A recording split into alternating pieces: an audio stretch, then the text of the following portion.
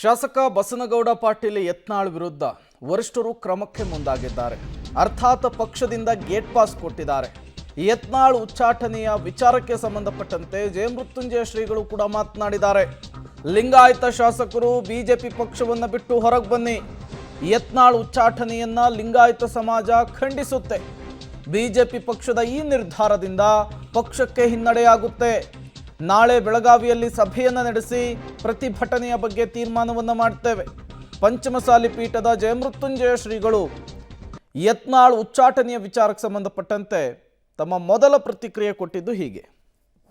ಹಿರಿಯರನೇ ಆ ಪಕ್ಷದ ಶಿಸ್ತು ಪಾಲನಾ ಸಮಿತಿಯವರು ಉಚ್ಚಾಟನೆ ಮಾಡತಕ್ಕಂಥ ನಿರ್ಧಾರ ಕೈಗೊಂಡಿರ್ತಕ್ಕಂಥದ್ದು ಇಡೀ ಕರ್ನಾಟಕದ ಲಿಂಗಾಯತ ಪಂಚಮಸಾಲಿ ಸಮಾಜ ಎಲ್ಲ ಮನಸ್ಸುಗಳು ಉಗ್ರವಾಗಿ ಆ ನಿಲುವನ್ನು ನಾವು ಖಂಡಿಸ್ತೀವಿ. ಯಾವತ್ತೂ ಸಹ ಪಕ್ಷ ವಿರೋಧ ಚಟುವಟಿಕೆ ಮಾಡಿಲ್ಲ. ಹಿಂದುತ್ವದ ವಿರುದ್ಧವಾಗಿ ಸಹ ಎಂದು ಹೇಳಿಕೆ ಕೊಟ್ಟಿಲ್ಲ. ಆ ಪಕ್ಷದ ವಿಚಾರಗಳ ವಿರುದ್ಧವಾಗಿ ಸಹ ಎಂದು ಹೇಳಿಕೆ ಕೊಟ್ಟಿಲ್ಲ. ಕುಟುಂಬ ರಾಜಕಾರಣ ಮಾಡುವಂಥ ಅದೇ ಪಕ್ಷದಲ್ಲಿರ್ತಕ್ಕಂಥ ಭ್ರಷ್ಟಾಚಾರ ಮಾಡುವಂಥ ವ್ಯಕ್ತಿ ವಿರುದ್ಧವಾಗಿ ಮಾತಾಡೋದು ತಪ್ಪು ಅನ್ನುವಂಥದ್ದು ಎಷ್ಟು ಮಟ್ಟಿಗೆ ಸರಿ. ಬಸವ ಪಾಟೀಲ್ ಯತ್ನಾಳ್ ಅವರು ಮಾತೆತ್ತಿದ್ರೆ ಉತ್ತರ ಕರ್ನಾಟಕ ಅಭಿವೃದ್ಧಿ ಬಗ್ಗೆ, ನಿಮ್ಮ ಪಕ್ಷದ ಸಿದ್ಧಾಂತವಾಗಿರ್ತಕ್ಕಂಥ ಹಿಂದುತ್ವದ ಬಗ್ಗೆ ಮತ್ತು ಜನರ ಕಷ್ಟಗಳ ಬಗ್ಗೆ ಇವತ್ತು ಮಾತಾಡಿದ್ದಾರೆ. ಅದ್ರ ಬಗ್ಗೆ ಮಾತಾಡೋದು ಹೊರತು ಎಂದೂ ಸಹ ಪಕ್ಷ ವಿರೋಧ ಚಟುವಟಿಕೆ ಮಾಡಿಲ್ಲ.